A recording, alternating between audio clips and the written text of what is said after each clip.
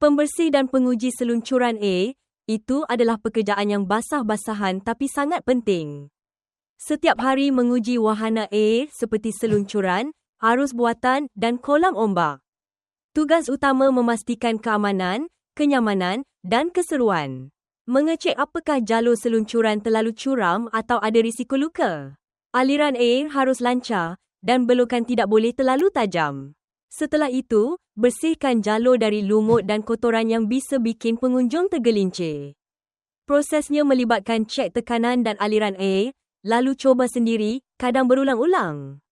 Hasilnya dicatat dan berikan feedback ke teknisi. Pekerjaan ini butuh keberanian dan ketelitian, stamina untuk naik turun tangga, dan tentu saja kemampuan berenang.